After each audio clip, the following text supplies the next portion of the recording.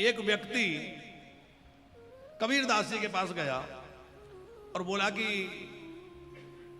संसार छूटता नहीं है, तो आप कोई युक्ति बताइए जिससे संसार छूट जाए। पेड़ के नीचे कबीर जी बैठे थे। कबीर जी का उपदेश तो बड़ा अलग ढंग का होता था। उन्होंने उस पेड़ की जड़ को पकड़ लिया। कुछ जड़ बाहर निकली होगी, तो जो बाहर जड़ थी उसको ऐसे पकड़ लिया और कहा कि तुम्हें मैं बाद में छुड़ाऊंगा, तुम पहले मुझे छुड़ाओ। अब उस व्यक्ति ने देखा कि छुड़ाऊं तो तब जब जड़ ने पकड़ा हो। अरे इन्होंने ही तो उसको पकड़ रखा है, उसने थोड़ी पकड़ा है। तो वो बार बार कहे मुझे छुड़ाओ। उसने कहा गुरुदेव आप ही ने पकड़ रखा है, उसने थोड़ी आपको, वो जड़ आपको कैसे पकड़ेगी। कबीर जी जड़ छोड़ करके बोले यही तो मैं तुमसे कह रहा हूं, ये पेड़ की जड़ है और ये संसार भी जड़ है। संसार जड़ है कि नहीं? तो संसार भी जड़ है, तो जैसे ये वृक्ष की जड़ मुझे नहीं पकड़ सकती, ऐसे ये दुनियादारी जो जड़ संसार है ये भी तुम्हें नहीं पकड़ सकता। तुमने इसको पकड़ रखा है, तुम जबरदस्ती इससे चिपके हुए हो। तुम छोड़ दोगे तो सब अपने आप छूट जाएगा भैया, और कोई बंधन नहीं रह जाएगा। ध्रुव जी महाराज जो हैं, जब उनको सौतेली माता ने, विमाता ने धक्का मारा, कुछ अपशब्द कहे, अपमान किया, तो क्या हुआ? भगवत प्राप्ति की राह पर चले गए। इसका मतलब क्या है? बोले संसार की प्रतिकूलता जब जब जीवन में आने लगे तो क्या सोचना चाहिए? संसार आंख दिखाए, बच्चे अपमान करने लग जाएं। यद्यपि बच्चों का ये धर्म नहीं है, नहीं तो लोग कहे महाराज जी खुद ही कह रहे थे बच्चे अपमान करें तो बढ़िया भगवान की कृपा हो रही है। हमारी बात का अर्थ कहीं गलत मत लगा लेना। हमारा अभिप्राय यह है कि संसार उपेक्षित करने लगे तो समझ लेना अब बांके बिहारी बुला रहे हैं, अब राधा रमन अपने पास बुला रहे हैं। कैसे? अब बताइए, यदि विभीषण को रावण ने लात न मारी होती तो क्या विभीषण को राम मिलते? ध्रुव जी को सौतेली माता ने धक्का ना दिया होता तो क्या भगवत प्राप्ति होती? प्रहलाद जी को इतना अधिक न सताया होता तो क्या उनको इतनी जल्दी भगवान मिलते?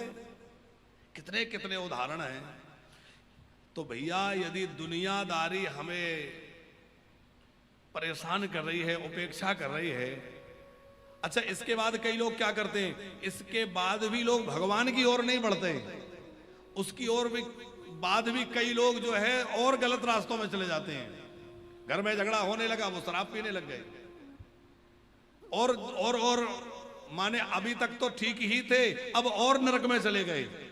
हमारा अभिप्राय समझ रहे हैं कि जब प्रतिकूल परिस्थिति बने तो और कीचड़ में जाने की बजाय जब प्रतिकूल स्थिति बने तो राधा रमण की ओर बढ़ जाओ, भगवान की ओर बढ़ जाओ। भैया अब भगवान बुला रहे हैं, अब हमें ठाकुर जी के आश्रय में आ जाना चाहिए। और जब तक शरीर स्वस्थ है, जब तक इंद्रियों में बल है, जब तक हम सब ठीक ठाक हैं, इस विनाशी शरीर से अविनाशी तत्व को प्राप्त करने का साधन कर लेना चाहिए। देखो हमें बड़ी सहजता है, न घर छोड़ना है, न व्यापार छोड़ना है, न परिवार छोड़ना है, क्या करना है? बोले संसार को मन में बसा रखा है वो छोड़ करके और मेरे राधा रमण को मन में बसाना है। बाकी जो कर रहे हो सब करते रहो, छोड़ना नहीं है। अपने आप धीरे धीरे मन वहां से हटने लगेगा। और नहीं तो हालत ये रहती है कि पैर जो है कब्र में लटक गए, शमशान प्रतीक्षा कर रही है और हम जो है संसार को पकड़े बैठे हैं। भैया ये कहां गया, वो कहां गया, राती नहीं दिख रहा, पोता नहीं दिख रहा। और ये मोह इतना प्रबल है कि ये हमें छोड़ता नहीं है। ये प्रबल मोह कब त्यागेगा? भैया जब संसार से उपेक्षा मिलेगी तो मोह धीरे धीरे क्षय होगा, और मोह का जिस दिन क्षय हो गया समझ लेना उसी दिन मोक्ष हो गया। मोह का क्षय ही मोक्ष है। ध्रुव जी का बड़ा पावन चरित्र है। 36,000 वर्षों तक ध्रुव जी ने राज्य किया। आगे इनके वंश में अंग नाम के बड़े धर्मात्मा राजा हुए। वो अंग महाराज तो बड़े धर्मपूर्वक शासन करते थे। इनका विवाह हुआ है मृत्यु देवता की पुत्री सुनीता के साथ में। मृत्यु देवता की पुत्री है, नाम है सुनीता, उसके साथ विवाह हुआ। और जब विवाह उससे हुआ तो उसके द्वारा एक पुत्र को जन्म दिया गया, उसका नाम रखा गया बैन। आप सबने बैन राजा का नाम सुना होगा। वो बैन ऐसा दुराचारी था कि जब वो बड़ा हुआ तो अपने पिता से ही उसने विद्रोह कर दिया और पिताजी को बंदी बना करके कारागृह में डालने के विचार में था। पिताजी उसकी योजनाओं को समझ गए और जिससे पहले कि ये मुझे हठात जो है राजगद्दी से हटा करके और कारागृह में डाले, मैं खुद ही यहां से कहीं चला जाऊं, ऐसा निश्चय करके और अंग महाराज जो है वो वन में चले गए, कहीं जाके छुप गए। अब राजा बैन बन गया। बैन तुरंत जो है राजगद्दी पे बैठ गया। अब राजगद्दी पे बैठ गया तो सबसे पहला उसने कौन सा प्रस्ताव पारित किया? सबसे पहला प्रस्ताव उसने पारित किया, न यष्टव्यम न दातव्यम न होतव्याम ध्वजाः क्वचित। पंकज जी, जिसके अंदर जैसी भावना पल रही होती है, सत्ता हाथ में आते ही सबसे पहले वो वही काम करता है कि नहीं? जिसके अंदर जो भावना होगी, जो उसकी मानसिकता होगी, जैसे ही उसके अधिकार प्राप्त होगा, अधिकार मिलते ही वो सबसे पहले वही करेगा। तो बैन के मन में नास्तिकता थी तो उसने नास्तिकता का सिद्धांत ही रख दिया। ना कोई यज्ञ करेगा, ना कोई दान करेगा, ना कोई ब्राह्मण भोजन कराएगा, ना कोई संध्या उपासना करेगा, ये सब बंद करो। महाराज क्या करें? बोले यज्ञ करना है तो मेरे नाम का करो, जब करना है तो मेरे नाम का करो, बैन आए स्वाहा, मैं ही भगवान हूं, क्योंकि राजा ही भगवान होता है। मैं तुम्हारा पालन करता हूं, पालन करने वाला भगवान है। अब देखो, वो ठीक ही कह रहा है कि राजा भी भगवान का रूप होता है। हमारे यहां राजा को भगवान का रूप माना है, भगवान की विभूति है, वो पालन करता है। लेकिन इसमें विचार करने की बात यह है कि प्रजा राजा को भगवान माने, ये तो बहुत अच्छी बात है, लेकिन राजा कहे कि मैं भगवान हूं, ये गलत बात है, ये अभिमान वाली बात है। इसी प्रकार सिद्धांत लागू होगा शिष्य और गुरु पर। अग्रवाल जी, शिष्य के लिए गुरु साक्षात परब्रह्म स्वरूप है कि नहीं है? शिष्य के लिए गुरुदेव जो है वो साक्षात परब्रह्म है, लेकिन गुरुजी ये मान लें कि हम भगवान हैं, हमारी पूजा करो, भगवान की पूजा बंद करो, तो बताओ कल्याण होगा? ये गुरु का धर्म नहीं है। गुरु का धर्म क्या है? गुरु वही जो हर ही सिवावे। गुरु का कर्तव्य है कि शिष्य का हाथ पकड़े और भगवान के हाथ में थमा दे, भैया राम राम करो, भगवान का नाम लो। गुरुजी क्या करते हैं? बोले गुरुजी नाम दान करते हैं। कई जगह बोलते हैं ना, नाम दान लिया है हमने। तो नाम दान करने का मतलब है कि गुरुजी से हमने भगवान का नाम लिया है, वो हमें नाम देने वाले हैं, हमें भगवान से जोड़ने वाले हैं। गुरु तो भैया हमारा और भगवान का गठजोड़ कराने वाले हैं। तो जिस प्रकार शिष्य का कर्तव्य गुरु को परमात्मा के रूप में मानने का है, पर गुरु का यह धर्म नहीं है कि वो अपने को भगवान मानने लग जाए। उसी प्रकार प्रजा राजा के प्रति भगवत बुद्धि रखे, आदर बुद्धि रखे, ये अच्छी बात है, लेकिन राजा का तो यह कर्तव्य नहीं है। अब यहां एक विचार करने की विषय यह है पंकज जी कि ध्रुव जी की इतनी निर्मल वंश परंपरा है, अंग महाराज बड़े धर्मात्मा थे, तो उनका जो पुत्र हुआ वो इतना नास्तिक और दुराचारी कैसे हो गया? तो यहां विचार करने की बात यह है कि इसमें मातृ दोष आ गया, मां का दोष। कैसा? बोले इनकी जो माता है वो मृत्यु देवता की पुत्री सुनीता है। तो माता जो है वो मृत्यु की बेटी है, तो माता के कुल का दोष इसके जीवन में आ गया। इसीलिए हमारे यहां विवाह करते समय कन्या के कुल की बड़ी खोजबीन की जाती है कि नहीं? बेटी का कुल खानदान कैसा है? जिस घर की बेटी हम ला रहे हैं वो कुल खानदान कैसा है, क्योंकि उसका कैसा रहन सहन है, कैसा उसका आहार विहार है, कैसे उनके घर के मान मर्यादा है, वहाँ का क्या रीति रिवाज है। यदि वो हमारे अनुकूल नहीं हुआ तो आने वाली जो वंश परंपरा है वो विकृत हो जाएगी। इसलिए बहुत ज्यादा मातृकुल का विचार हमारे यहां किया जाता है। अब आपको दूसरा उदाहरण दें, आप लोग हमारी कथा से परेशान तो नहीं हो जाते कि एक ही कथा को बड़ी देर तक कहते रहते हैं, आगे ही नहीं बढ़ते? क्यों जी अग्रवाल जी? हाँ, हमारा समझा समझा के कहें, जितनी बने उतनी कहें। तो सुनीति ध्रुव जी की मैया है। अब सुनीति ने देखा कि मेरे बालक ध्रुव को मेरी जो बहन है सौतेली सौतो है उसने धक्का मार दिया, चोट लग गई, डांट दिया। यदि कोई साधारण मां होती तो वो कहती अरे बेटा क्या करें, अब तू तो छोटा बच्चा है, तुझमें तो शक्ति नहीं है, नहीं तो हम लोग कुछ करते, अब मैं भी निर्बल हूं, अबला हूं और तू भी बालक है, इसलिए हम इससे बदला नहीं ले सकते। पर काश तू इतना बलवान हो जाए कि इससे बदला ले सके। यदि ऐसा कुछ कह देती तो बताओ ध्रुव जी को भगवान मिलते? ध्रुव जी अपनी माता जो सौतेली माता है उसके प्रति दुर्बुद्धि लेकर, दुर्भावना लेकर के, उसके प्रति दुर्भाव लेकर के पलता रहता, और ध्रुव जी बड़े होकर के उसी दुर्भावना से ग्रसित रहते। लेकिन माता इतनी सुंदर शिक्षा देने वाली थी कि जिसका कारण यह हुआ कि ध्रुव जी को बड़े अल्प समय में ही भगवान मिल गए। इसीलिए हमारे नीतिकार ने एक बड़ा सुंदर श्लोक लिखा है, दुस्शीला मात्र दोषेन पितृदोषेन मूर्खता कार्पण्यम वंश दोषेन आत्मदोषात् दरिद्रता। दुस्शीलो मात्र दोषेन, यदि किसी बालक में, बालिका में बहुत ज्यादा स्वभाव उसका खराब है, उसमें शील नहीं है, विनम्रता नहीं है, शिष्टाचार नहीं है, तो किसका दोष माना जाएगा? माता का। आप कहेंगे इसमें मैया का क्या दोष है, वो मां की सुनता ही नहीं। कई बच्चे ऐसे होते हैं कि मां के समझाने पर भी वो नहीं समझते। तो कुछ ऐसे भी है जो जन्मजात ही जिनका स्वभाव हो सकता है।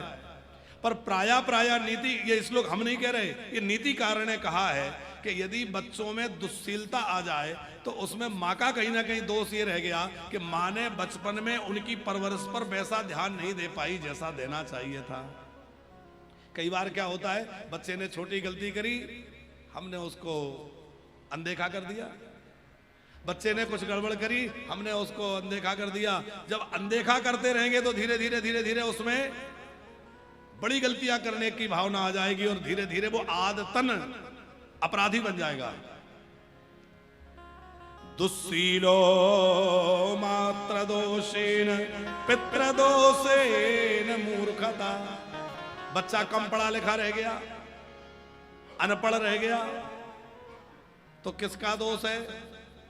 बोले इसमें फिर पिताजी का दोष है। पिता की जिम्मेवारी है बच्चों को बढ़िया से बढ़िया शिक्षा देना।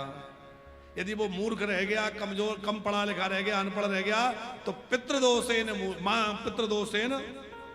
मूर्खता कार्पण्यम वंशदोषेन। यदि बच्चे में कायरता है, भीरू, भीरू समझते हैं, बहुत जल्दी डर जाने वाला, तो यह उसमें वंशानुगत दोष माना गया है। और यदि कोई निर्धन रह गया, उसका बिजनेस बढ़िया नहीं जमा, उसका धन में कमी रह गई, आर्थिक स्थिति कमजोर रह गई, तो इसमें ना मैया का दोष है, ना पिताजी का दोष है, ना वंश का दोष है, उसके कर्मों का दोष है। भैया बढ़िया कर्म करेगा तो बढ़िया धन कमाएगा, नहीं करेगा तो कुछ नहीं मिलेगा, चाहे जितना दे दो कमा के। पूत कपूत तो का धन संचय और पूत सपूत तो का धन संचय। अग्रवाल जी ये कहावत है कि नहीं? तो यहां मात्र दोष की हम चर्चा कर रहे थे कि इसमें ये मातृ दोष आ गया। कौन में? बैन में। अब आपको दूसरा उदाहरण दें। राम जी की माताजी कौन है? कौशल्या। और जैसे ही कौशल्या जी से जाके राम जी ने कहा कि मां, पिताजी ने मुझे वन दे दिया है, पिता दीन मोह कानन राजो। इतना सुनते ही कौशल्या जी जो है छत्राणी की तरह, तेरे पिता को क्या अधिकार है वन भेजने का?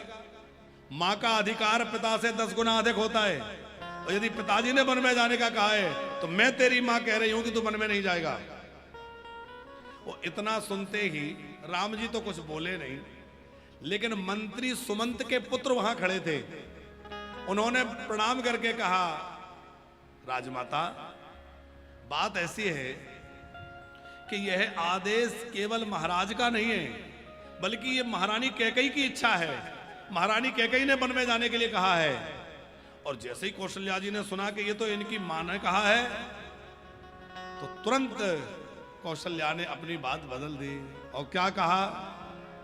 जो पितु मां तो कहा ही बन जाना, जो पितु मां तो कहा ही बन जाना, तो कानन सत अवध समाना, तो कानन सत अवध समाना, तो कानन सत अवध समाना, तो कानन सत अवध समाना, जो पितु मां तो कहु बन जाना,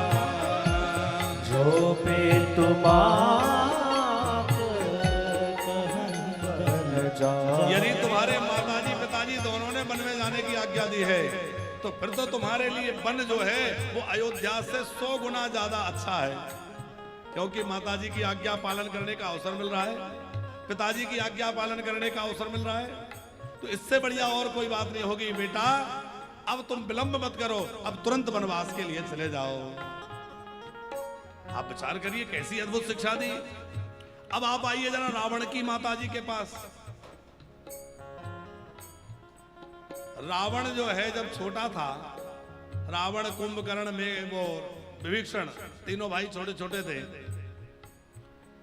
तो रावण के पिताजी का नाम क्या है? कितने लोगों को पता है? सबको पता है? रावण के पिता एक बड़े श्रेष्ठ महात्मा हैं, ऋषि हैं। उनका नाम है विश्वश्रवा। क्या नाम है? विश्वश्रवा। ऋषि हैं, बड़े तपोधन हैं, तपस्वी हैं। इसलिए कहा जाता है रावण ब्राह्मण है, क्योंकि वो तो ब्राह्मण थे, तपस्वी थे। लेकिन इनकी जो माताजी हैं वो राक्षस हैं।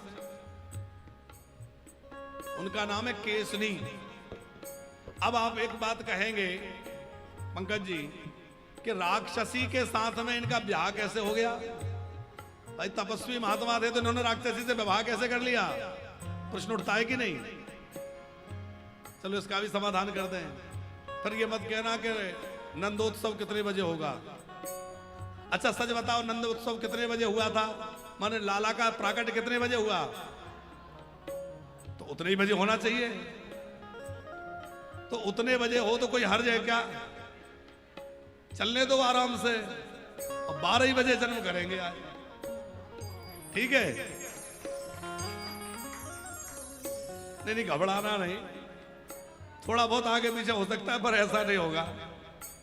अरे तो आप लोग कहो कि भैया चलो थोड़ा जलपान कराएं, अभी तो 8 बजे तक 12 बजे तक के लिए बैठे। तो हाँ, हम सुना रहे थे कि रावण की मां का विवाह एक महात्मा से, एक ऋषि से कैसे हो गया। माल्यवान, माल्यवंत, ये 2 भाई थे। इन जो है असुरों ने खूब अपने प्रयास कर लिए, खूब जोर लगा लिया, लेकिन यह अपना साम्राज्य स्थापित नहीं कर पा रहे थे। तो उन दिनों किसी ने कहा कि जब तक ब्रह्म तेज को हम प्राप्त ना कर ले तब तक हमारा स्थापित तो नहीं हो सकता, स्थापित नहीं हो सकता। ब्रह्म तेज बहुत अद्भुत होता है। ये तपस्वी ऋषि जो है हमें जला करके भस्म कर देते हैं। ये तपस्वी ऋषि अपनी साधना के बल से, तपस्या के बल से हमें सब भस्म कर देते हैं। तो ऐसा कुछ किया जाए कि तपस्वी ऋषियों के तेज से ही कोई हमारे वंश का वंशधर हो, जिससे हमारा वंश भी बलवान बने और हम इनका सामना कर सकें।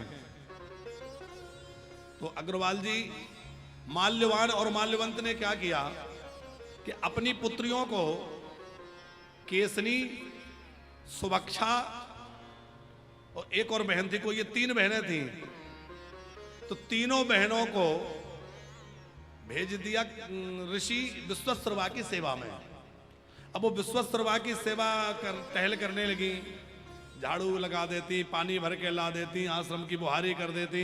महात्मा बहुत मना करें कि नहीं नहीं हमें आपसे सेवा नहीं लेनी, आप नहीं नहीं हम तो श्रद्धा से कर रहे हैं, हम तो बस सेवा कर रहे हैं।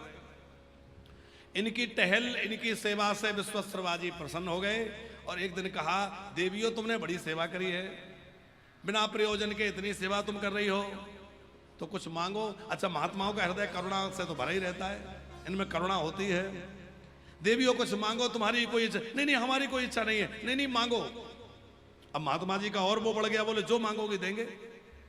बोले अच्छा दोगे? बोले हाँ। तो बोले ऐसा करो हमसे विवाह कर लो। अब तो ये घबरा गए कि ये तुमने क्या कह दिया, लेकिन वचन दे चुके थे कि तुम जो कहोगी सो मैं करूंगा। अब वो वचन पूरा करने के लिए उन तीनों के साथ में ही उनको विवाह करना पड़ा। तो अब जो है केसनी से रावण, कुंभकर्ण और विभीषण हुए। रावण कुंभकर्ण हुए, एक से सुवक्षा से जो है विभीषण और त्रिजटा, त्रिजटा जो है वो भी उन्हीं की बहन है। तो त्रिजटा और विभीषण सुवक्षा से हुए। और एक और थी जिसका नाम स्मरण में नहीं आ रहा है, वो तीसरी जो थी उससे खर, दूषण आदि उत्पन्न हुए। तो बड़ी भारी, फिर इन्होंने नहीं ताड़का, तो फिर वो इनके वंश में आ गया। तो हम आपको सुना रहे थे रावण के जन्म की बात कि रावण जो है अब है तो ऋषि का पुत्र, लेकिन मां जो है वो राक्षसी है। अब राक्षसी मां होने का परिणाम क्या हुआ कि रावण के अंदर दुष्टता आ गई। अब और सुनिए, रावण कुंभकर्ण जब छोटे छोटे थे तो कुबेर कभी कभी अपने पिताजी से मिलने आते थे। कुबेर भी विश्वश्रवा ऋषि के पुत्र हैं। अब कुबेर जब कभी मिलने आए तो रावण पूछे कि माताजी, ये जो विमान में बैठ के आते हैं, जो इनका बड़ा वैभव है, ये कौन है? पिताजी को प्रणाम करते हैं, पिताजी इनको आशीर्वाद देते हैं, आपको भी प्रणाम करते हैं, ये कौन है? तो माता केकसी ने क्या परिचय दिया? अरे बेटा, ये हमारी सौत के बेटा है। क्या बता, ये नहीं कहा कि तुम्हारे भाई हैं, ये मेरी सौत के पुत्र हैं। अब इसको इस तरह से विमान में बैठ के देख के मुझे तो बड़ी पीड़ा होती है। ऐसा विमान तो मेरे बच्चों के पास होना चाहिए, पर क्या करूं बेटा, अब तुम तो छोटे छोटे बच्चे हो। तो वो रावण के अंदर वो भावना भर गई कि अब तो मुझे इससे बदला लेना है। तपस्या करने चला गया। कठोर तप रावण कुंभकर्ण ने किया, वरदान मांगा, और वरदान मांगा हम काहू के मरे ना मारे। और जब वरदान मिल गया तो सबसे पहला आक्रमण किस पर किया? कुबेर पर। एक बार कुबेर पर धावा और पुष्पक जान छीन ले आवा। पुष्पक विमान छीन लिया, फिर लंका छीन ली। तो एक कथा के अनुसार लंका जो है वो पहले कुबेर के पास थी। ऐसी भी कथा प्रसिद्ध है कि शंकर जी ने दी है, वो सब जानते ही है कथा। एक कथा शास्त्रों में ये भी प्रसिद्ध है, अलग अलग कल्प की कथाएं हैं कि लंका का राज्य पहले जो है वो कुबेर के पास था, पर रावण ने कुबेर से युद्ध किया और कुबेर को पराजित करके और कुबेर से लंका छीन ली, पुष्पक विमान छीन लिया। तो रावण में जो दुष्टता राक्षसपन आया वो कहां से आया, समझ में आ गया? तो यहां राजा जो बैन बना, उस बैन में जो दुष्टता आई वो कहीं ना कहीं उसमें मातृदोष आ गया। तो ये बात हम इतने जोर देकर इसलिए समझाए कि माताओं को बहुत ध्यान देना चाहिए, क्योंकि समाज के सृजन में माताओं की बड़ी गजब की भूमिका है। माताएं चाहें तो अपने बच्चों को भगवान जैसा बना सकती हैं, और माताएं चाहें तो भगवान को बच्चा बना सकती हैं। मां चाहे तो पुत्र को भगवान बना दे, और मां चाहे तो भगवान को पुत्र बना दे। हमारी कौशल्या मैया ने भगवान को बच्चा बनाना सिखाया ना, कि कैसे बनते हैं। छोटे बनिए, 4 हाथ हटाइए, 2 रखिए। ये पीताम्बर तो क्या सिखा रही हैं? बोले भगवान को इंसान बनना सिखा रही हैं। इंसान ऐसे होते हैं, ऐसे बन जाओ। ये माँ का सामर्थ्य है जो भगवान को भी इंसान बनना सिखा रही है। भैया, माताओं की बड़ी भूमिका समाज में है। तो राजा बैन से सभी त्रस्त हो गए। अभी हम सोच ही रहे थे, किशन लाल जी 2-3 दिन हो गए दिखे नहीं, तो आज फोन करेंगे कि बड़े दिन हो गए, कहां अटक गए। और थोड़ी देर बाद दिख ही गए। तो स्वस्थ हैं? अब बाहर तो हम भूल जाते, पर यहां आके याद आता है कि अरे किशन लाल जी नहीं दिख रहे। ये हमारे अभिभावक हैं और बड़े प्रेमी हैं, कथा के भी प्रेमी हैं, और वैसे भी बहुत अच्छा इनका स्वभाव, क्या कहना। तो हम आपको सुना रहे थे कि जब राजा बैन ने बहुत ज्यादा धर्म का विरोध किया, नास्तिकता का प्रचार किया, संत महापुरुषों ने खूब समझाया, नहीं माने तो हुंकार ऐसी भरी कि हुंकार से इसकी मृत्यु हो गई। बाद में अब इसके कोई संतान नहीं थी, तो राजा कौन को बनाए, राजगद्दी पे किसको बिठाएं? तो बैन के ही मृतदेह का मंथन किया गया। उस मंथन से पहले एक काला सा व्यक्ति उत्पन्न हुआ, उसका नाम निषाद हो गया। दोबारा मंथन किया गया, तो दोबारा जो भुजाओं का मंथन किया, उससे एक स्त्री पुरुष का जोड़ा उत्पन्न हुआ। उसमें जो पुरुष हुए वो भगवान पृथु नारायण थे, और जो स्त्री हैं वो भगवती लक्ष्मी अर्ची देवी के रूप में आई, और भगवान पृथु नारायण पर राजगद्दी पर विराजमान हुए। पृथ्वी ने देखा कि अरे पृथ्वी में तो अन्न ही उत्पन्न नहीं हो रहा, पृथ्वी में तो लोग त्राही त्राही कर रहे हैं, भूखा मर रहे हैं। तो पृथु नारायण भगवान को रोष आ गया, और पृथु नारायण भगवान ने हाथ में धनुष बाण लिया और पृथ्वी को ही मारने चले।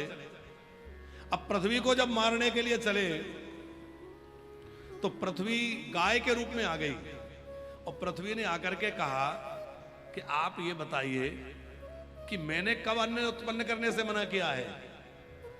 मेरा सिद्धांत है कि जब कोई धर्मात्मा राजा मुझ पर राज्य करता है, तो मैं अपने आप अन्न, धन, रस, औषधियां सब उत्पन्न करती हूं, लेकिन जब कोई दुरात्मा, पापात्मा मेरे ऊपर बैठता है, तो मैं इन सबको छुपा लेती हूं। तो भैया, यदि राज्य में अच्छे शासक बैठेंगे शासन में, तो क्या होगा? बोले हमारी सृष्टि समृद्धि से भरेगी, अपने आप जो है अनाज अच्छे उत्पन्न होंगे, अपने आप सब प्रकृति का नियम, समय पे वर्षा होना, समय पे ये सब होना। और जो उपद्रव बीच बीच में आने लगते हैं, इसका कारण है कि ऐसे अराजक तत्व राज्य सिंहासनों पर बैठ जाते हैं जिनको धर्म से लेना देना नहीं है। और जब धर्म के विरोधी लोग राज्य करेंगे, तो फिर क्या होगा? प्रजा भी वैसी हो जाएगी, और पृथ्वी अपने रसों को छुपा लेगी। पृथ्वी का दोहन, पृथ्वी गाय बन गई, तो गाय जैसे गाय का दूध दोहते हैं ना, ऐसे महाराज पृथु ने पृथ्वी देवी से गाय के रूप में उससे रसों को, अन्न आदि को दुहा। फिर इंद्र ने भी दुहा। ऐसे मनुओं ने, अलग अलग कथा है, बड़ी लंबी कथा है। पंकज जी, पृथ्वी किस रूप में रहती है? गाय के रूप में। और धर्म किस रूप में रहता है? वृषभ के रूप में। तो वृषभ किसका पुत्र है? गाय का। इसका मतलब है कि धर्म जो है वो किसका बेटा है? धर्म जो है वो गाय का बेटा है। यदि गाय नहीं होगी, माने माता ही नहीं रहेगी, तो बेटा कहां से सुरक्षित रहेगा? यदि धर्म को सुरक्षित रखना है, तो धर्म की मैया गौ माता को सुरक्षित रखना होगा। गाय सुरक्षित रहेगी तभी धर्म सुरक्षित रह सकता है, क्योंकि गाय ही सबका आधार है, गाय ही पृथ्वी है। गाय नहीं बचेगी तो पृथ्वी नहीं बचेगी। पृथु नारायण भगवान ने बड़ा सुंदर राज्य किया। पृथु जी के राज्य में अपने आप जो है पृथ्वी से अन्न उत्पन्न होने लगा। अनेक रत्नों की अब मणियों की खदानें उत्पन्न हो गई और खूब समृद्धि बढ़ गई। एक बार पृथु जी से मिलने के लिए सनकादिक मुनि पधारे। सनकादिक का और इनका बड़ा सुंदर संवाद है और फिर सनकादिक ने इनको आत्म उपदेश किया है। आत्म उपदेश करके सनकादिक भगवान वहां से विदा हुए हैं। फिर इन्हीं राजा पृथु के वंश में प्राचीन वर्ही हुए।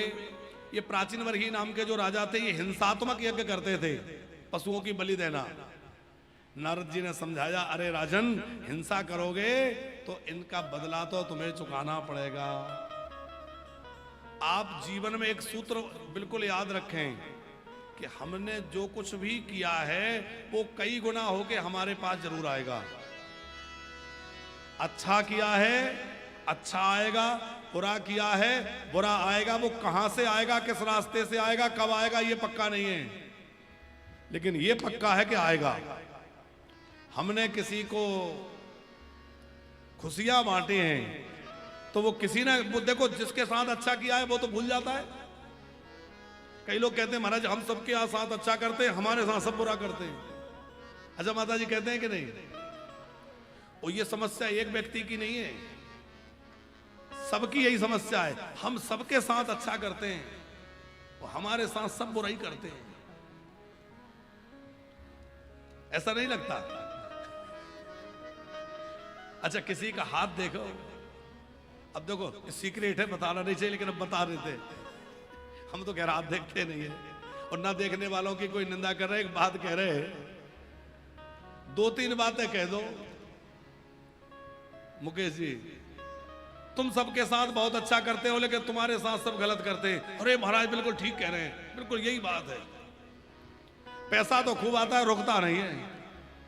अरे बिल्कुल ठीक ही कह रहे, थोड़े बीमार बने रहते हो। ये दो चार बातें तो लोग ऐसे ही पकड़ लेते, पर इसका मतलब ये नहीं है कि हस्तरेखा ऐसे ही है। हस्तरेखा एक बहुत बड़ा विज्ञान है और उसको जानने वाले जो होते हैं वो आपका भूत भविष्य वर्तमान सब बता सकते हैं। हम तो बिल्कुल जानते नहीं है। हस्तरेखा, ज्योतिष विद्या, ये सब बहुत अद्भुत विद्याएं हैं। शास्त्रों में ज्योतिष को नेत्र कहा है। जैसे भगवान का स्वरूप है 6 शास्त्र, तो उसमें ज्योतिष जो है वो क्या है? नेत्र। नेत्र से ही सब देखा जाता है। तो अब थोड़ा भगवान का स्मरण कर लें तो सबकी नींद भग जाएगी। आपने अपना बनाया मेहरबानी, हरे आपने अपना बनाया मेहरबानी आपकी। हे कन्हैया, आपने अपने धाम में बिठा लिया, अपना बना लिया, ये आपकी मेहरबानी है। तो जरा उन्हीं को याद करते हुए बोल राधा रमन लाल की।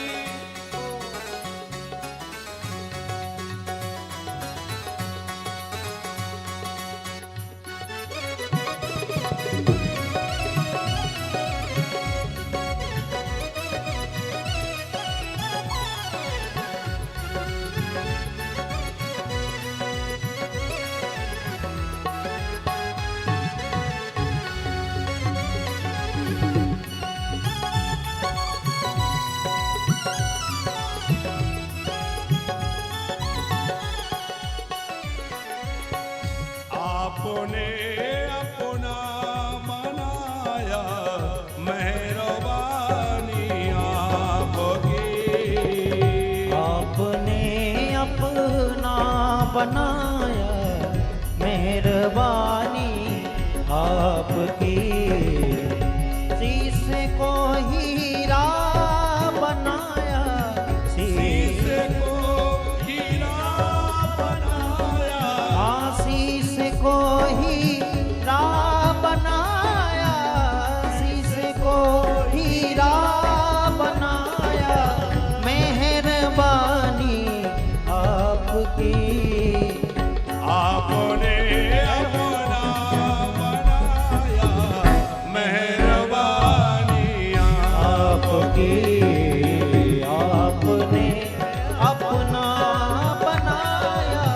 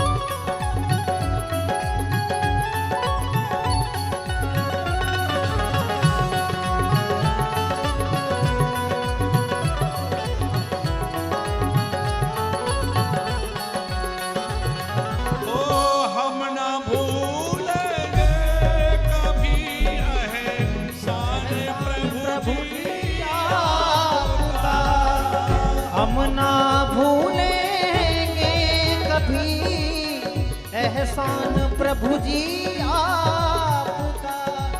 ओ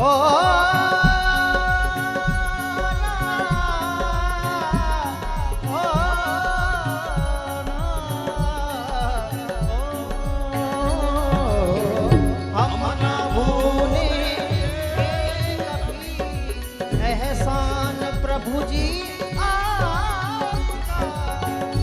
आपने चरणों लगाया, अपने चरणों से लगाया, मेहरबानी आपकी।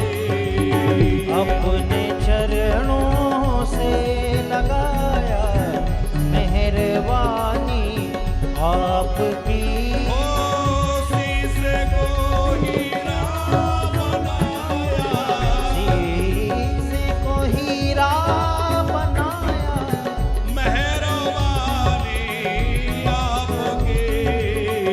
आपने अपना बनाया, मेहरबानी आपकी। आपने अपना बनाया, मेहरबानी आपकी। जय हो।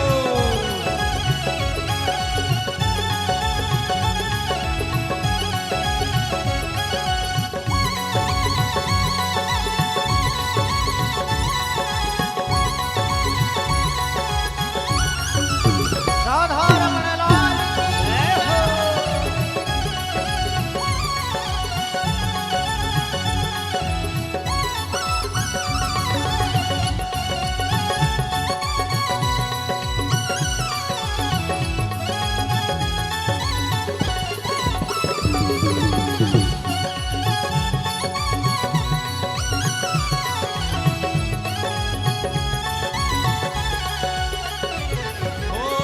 हर मुरादें पूरी होले, तेरे इस दरबार में हर मुरादें पूरी होती, तेरे इस दरबार में।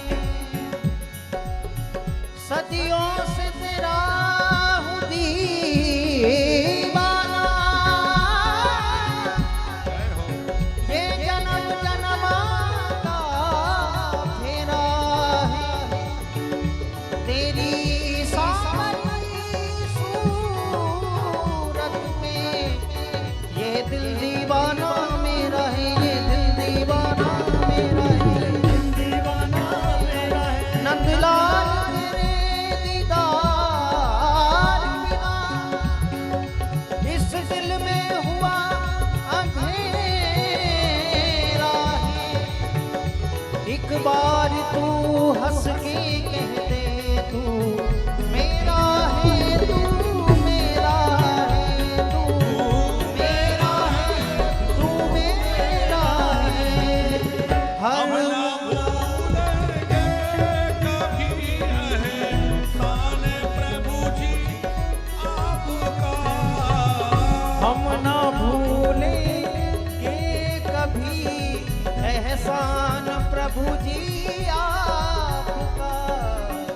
अपने चरणों से लगाया, अपने चरणों से लगाया, मेहरबानी आपकी। अपने चरणों से लगाया, मेहरबानी आपकी। ओ हीरे को शीशे को हीरा बनाया, मेहरबानी आपकी। आपने अपना जय हो। बनाया, मेहरबानी आपकी। आपने अपना बनाया, मेहरबानी आपकी। अपने अपना बनाया, मेहरबानी आपकी। राधे राधे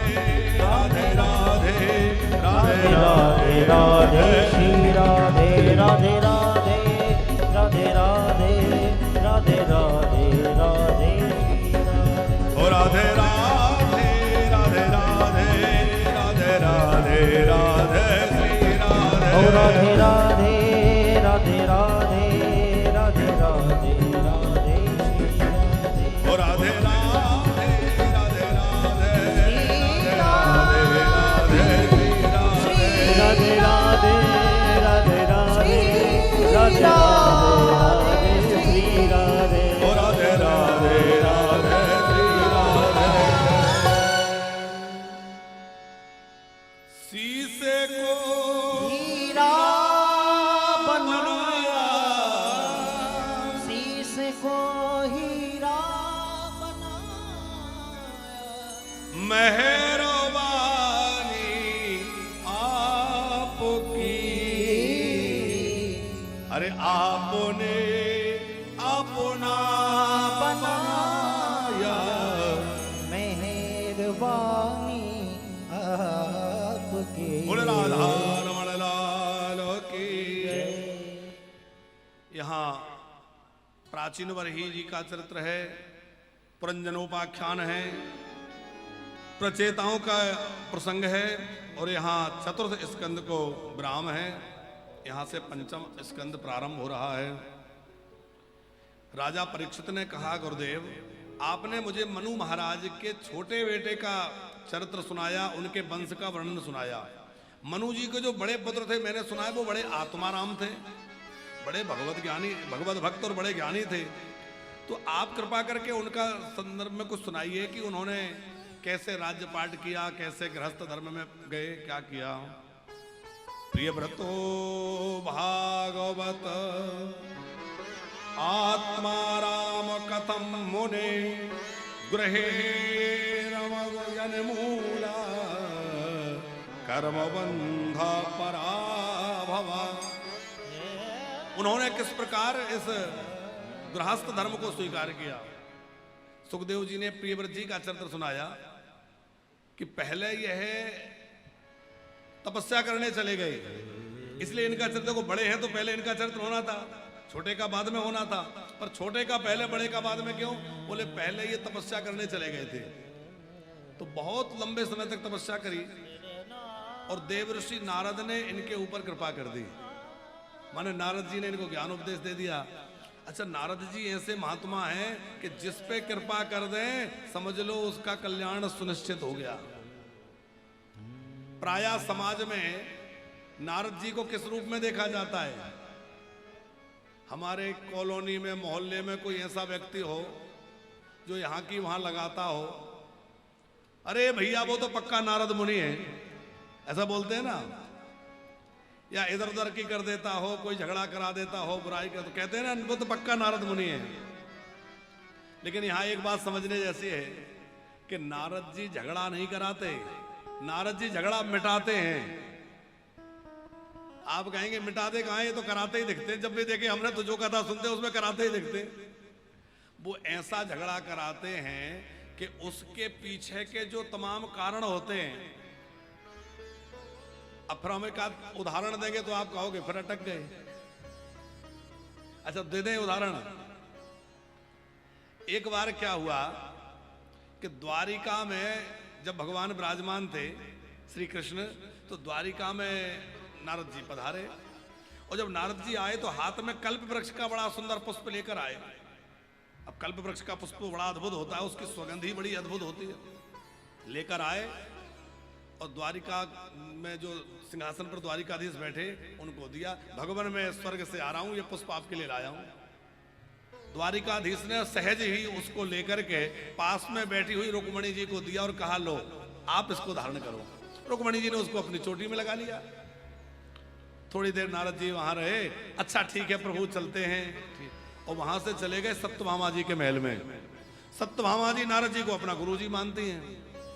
अरे गुरुजी पधारे हैं, गुरुजी पधारे हैं, चरण पखारे, आसन पे बैठाया, आसन आरती करी। गुरुजी कुछ उदास दिख रहे हो। अरे बोले क्या बताएं? नहीं बताओ उदास क्यों है?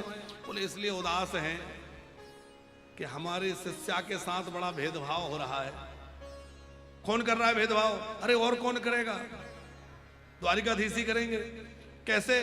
बोले मैं स्वर्ग से एक सुंदर पुष्प लाया था और मुझे पूरी उम्मीद थी कि जैसे ही मैं द्वारिकाधीश को दूंगा तो वो ये पुष्प तुरंत जो है सत्यभामा जी को देंगे। क्योंकि वही सबसे रूपवान है, वही शीलवान है, वही सबसे ज्यादा गुणवान है, तो उन्हीं को देंगे। लेकिन जैसे ही मैंने द्वारिकाधीश को पुष्प दिया तो तुम्हारी तो उन्होंने याद भी नहीं करी, तुरंत रुक्मणी को दे दिया। और इतना सुनते ही तो सत्यभामा जी का पारा गर्म हो गया। अब जैसे तैसे उन्होंने आरती पूजा करी। नारद जी बोले अच्छा ठीक है, अब हम तो चले माता जी, अब हम तो फिर कभी आएंगे। नारद जी तो चले गए और सत्यभामा जी चले गए कोप भवन में। अब कोप भवन में सुनकर के द्वारिकाधीश ने कहा वो तो हम जान ही रहे थे कि नारद जी पधारे, कृपा तो होगी, चलो मनाते हैं। अब मनाने के लिए पहुंचे तो सत्यभामा जी बहुत ज्यादा रूठी हुई थी। आपने मेरा तनिक भी विचार नहीं किया, एक बार भी आपको मेरी याद नहीं आई। भगवान बोले सुनो, अच्छा अब कई बार देवियों को प्रसन्न करने के लिए बोलना पड़ता है, तुम्हें ये दिला देंगे ये। तो भगवान ने क्या कहा, देवी जी मैंने रुक्मणी को तो केवल एक पुष्प दिया है, तुम्हारे लिए तो मैं पूरा के पूरा कल्प वृक्ष ला करके लगा दूंगा, तुम्हारे ही आंगन में लगा दूंगा, तुम्हारे महल के आंगन में, खूब उसी से श्रृंगार करना। अब खुश हो गई, बोले हाँ अब ठीक है, पर ले आना, बोले हाँ पक्का। अब आए दिन रुक्मणी वो सत्यभामा जी पूछे क्यों जी आप कब जा रहे हैं स्वर्ग? हाँ हाँ जाएंगे। फिर पूछे कब जा रहे हैं? एक दिन द्वारिकाधीश ने कहा अच्छा चलो जाते हैं। तो जब प्राग ज्योतिषपुर से भगवान भौमासुर को मारकर लौट रहे थे तो सीधा चले गए स्वर्ग। स्वर्ग में जाकर इंद्र के पास पहुंचे थे, इंद्र ने बहुत स्वागत किया, भगवान आए हैं, द्वारिकानाथ आए, द्वारिकाधीश पता, बहुत स्वागत हुआ। द्वारिकाधीश विराजे और इंद्र से चर्चा हुई कैसे आना हुआ। तो भगवान ने कहा कि वो कल्प वृक्ष लेने आए हैं। इंद्र को लगा कि भगवान की आज्ञा है तो ले जाएं। इंद्र देने ही वाले थे तब तक सची महारानी ने आंखें घुमाई, क्या कर रहे हो, मेरा श्रृंगार तो उसी से होता है। और जैसे ही सची जी की तरफ देखा इंद्र समझ गए कि देवी जी की इच्छा नहीं है। इंद्र ने तुरंत बात पलट दी, महाराज अब देखो क्या है कि वो तो स्वर्ग की संपत्ति है, अब स्वर्ग की चीजें पृथ्वी पे चली जाएंगी तो स्वर्ग की क्या महिमा रह जाएगी। तुरंत बात बदल दी। ठाकुर जी समझ गए। ठाकुर जी ने कहा कुछ भी हो मैं भी वचन दे के आया हूं, ले तो जाना ही पड़ेगा। तो ठाकुर जी ने कहा नहीं नहीं कुछ भी हो मुझे चाहिए। अब कथा यहां तक है कि इंद्र युद्ध के लिए तैयार हो गए और द्वारिकाधीश का और इंद्र का बड़ा भारी युद्ध हुआ, भारी युद्ध हुआ है वहां। और द्वारिकाधीश के आगे इंद्र की क्या चले, परास्त करके और उखाड़ करके कल्प वृक्ष ले आए और ला करके सत्यभामा जी के आंगन में लगा दिया। फिर नारद जी पधारे, माता जी अब ठीक है, बोले अब तो बहुत अच्छा है, अब तो मैं पूरा श्रृंगार इसी से करती हूं। अब आप ऐसा करो कि कोई ऐसी युक्ति बताओ कि श्री कृष्ण मेरे ही होके रहें, मेरे ही हो जाए पूरी तरह। तो नारद जी ने कहा माता जी ऐसा है कि जिस वस्तु का हम दान करते हैं वो हमें अनंत गुनी होके मिलती है। यदि तुम चाहती हो कि भगवान मेरे ही रहें तो इनका दान कर दो। अब नारद जी ने बढ़िया तरीके से सिखाया तो वो समझ नहीं पाएंगे क्या कह रहे हैं, क्या करना है। बोले किसको दान करें? नारद जी बोले वैसे तो हम दान वान लेते नहीं हैं, पर भगवान जैसी चीज दान में मिले तो हम भी ले लेंगे। अरे गुरुजी फिर आप ही ले लो। तुरंत द्वारिकाधीश को बुलवाए, महारानी याद कर रही है। तो द्वारिकाधीश आए, क्या बात है देवी? बोले रुको तुम्हें दान करना है। सत्यभामा जी ने जल लिया हाथ में, संकल्प हुआ, भगवान का हाथ पकड़ के और नारद जी के हाथ में बोले अहम त्वम संप्रददे, दे दिया। नारद जी ने कहा दिया, बोले बोले संकल्प करके दिया है, कोई संदेह? बोले नहीं नहीं मिल गई।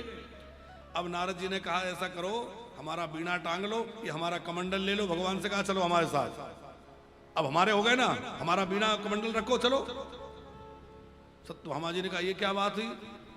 बोले देवी दान में मिले, अब हमारे हो गए, हम जो करें। सत्यभामा जी बोली आप कह रहे थे बहुत जिसको दान करते हैं वो हमेशा के लिए मिल जाता है, अभी थोड़ी मिलेंगे, अभी आपने दान करें बाद में मिल जाएंगे। जो वस्तु दान करते हैं तुरंत थोड़ी मिलती है। अब सत्यभामा जी घबराएंगे ये क्या गड़बड़ हो गई। सत्यभामा जी रोने धोने लगी कि देखो गलती तो हो गई पर ऐसा मत, इनको ले मत जाओ, इनके बगैर हम लोग कैसे रहेंगे, हमारा तो जीवन सर्वस्व ही है। तो नारद जी बोले अच्छा एक बात है, आप रोइए मत, इनके बराबरी का स्वर्ण दान कर दीजिए, तो इनके बराबरी का स्वर्ण दे देंगे तो हम आपको ये वापस कर जाएंगे। उन्होंने कहा ये बहुत बढ़िया, सोने की द्वारिका, स्वर्ण की तो कोई कमी है नहीं। बड़ा तराजू लगाया गया, एक पल्ले पर द्वारिकाधीश को बिठा दिया, दूसरे पल्ले पर जो है स्वर्ण रखा गया। अब तमाम स्वर्ण राशि रखते गए, तमाम आभूषण रख दिए, तमाम पात्र रख दिए, तमाम चीजें रख दी गई, लेकिन भगवान का पल्ला बिल्कुल भूमि से हिला भी नहीं। परेशान हो गए सत्यभामा जी, सब कुछ रख दिया, पराजित हो गई। अब क्या करें गुरुजी, इतना ही ले लीजिए, ये भी तो कम नहीं है। गुरुजी बोले देखो ऐसा है, थोड़ी बहुत डांडी इधर उधर हो तब तो चल जाए, पर एक पल्ला नीचे रखा है, एक इतना ऊपर, तो इतना ज्यादा कम ज्यादा नहीं चलता। हाँ थोड़ा बहुत कम ज्यादा होता तो मैं मान लेता। अरे बोले अब बड़ी गड़बड़ हो गई, अब क्या करें, परेशानी हो गई कि नहीं। ठाकुर जी लीला कर रहे हैं। सत्यभामा जी ने कहा ऐसा करो, एक बार रुक्मणी जी को बुला के देखो, शायद रुक्मणी जी कुछ करें। रुक्मणी जी को बुलाया, रुक्मणी जी ने कहा ये सोना चांदी सब हटाओ, और एक तुलसी जी के पत्र पर राम नाम लिख करके और तराजू पर रखा गया। और जैसे ही तराजू पर राम नाम लिख के रखा गया तो वो तराजू का पल्ला नीचे चला गया और भगवान वाला पल्ला एकदम ऊपर उठ गया। सब जय जयकार कर उठे। और फिर सत्यभामा जी समझ गई। अच्छा अब आप कहेंगे कि इसमें नारद जी की विशेषता क्या है। अब सुना ध्यान से कि नारद जी ने ये लीला क्यों करी, ताकि द्वारिका के लोगों को भगवान तो प्राप्त थे, लेकिन द्वारिका के लोगों की निष्ठा नाम में नहीं थी, लेकिन वैसी नहीं थी जैसी होना चाहिए। तो नारद जी इस लीला के द्वारा ये बताना चाहते थे कि भगवान तो भगवान है ही, पर भगवान का नाम भगवान से भी बहुत ज्यादा बड़ा है। भगवान के नाम का आश्रय ले लोगे तो भगवान कहीं नहीं जा सकते।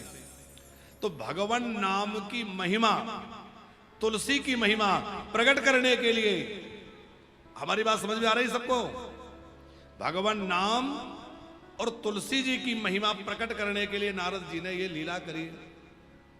तो देखने में तो ऐसा लगता है कि नारद जी ने झगड़ा कराया, पर नारद जी ने झगड़ा नहीं कराया। नारद जी ने जो है राम नाम की, भगवान नाम की महिमा को प्रकट किया है। ऐसे ही आप नारद जी की जितनी कथाएं देखेंगे, आपको ऊपर से भले, अब जैसे वो अभी गुरु महाराज जी आए थे एक दिन, शायद आप लोग थे या वो शायद से पुराने की कथा में आए थे, तो वो सुना रहे थे वो कथा जो आपने भी सुनी होगी कि शंकर जी के पास नारद जी गए और पार्वती जी से कह गए ये मुंडमाल किसकी है, जरा पूछना तो सही। कथा सब सुनिए ना आपने। अब आप विचार करो कि नारद जी वो काम करके ना गए होते तो पार्वती जी अमर कथा सुनने की जिद नहीं करती, और पार्वती जी अमर कथा सुनने की हठ नहीं करती, तो ये बताओ भागवत जी हम सबको कैसे प्राप्त होती। भोले बाबा ने वही अमर कथा गाई और वो अमर कथा धीरे धीरे हमारे तक आ गई। वहीं सुखदेव ने उसमें सुनी और फिर वही बीजारोपण तो वहीं से हुआ और वहीं से फिर आगे भूतल पर आई। अमरनाथ की गुफा प्रकट हो गई, अमरनाथ बाबा प्रकट हो गए, सबको दर्शन दे रहे हैं। तो देखने में तो लगता है कि नारद जी ने शिव जी और पार्वती जी का झगड़ा करा दिया पंकज जी, लेकिन नारद जी की कृपा ही तो हुई है। तो नारद जी का मतलब है नारम ज्ञानम ददाति, जो मनुष्यों को ज्ञान प्रदान करे वो नारद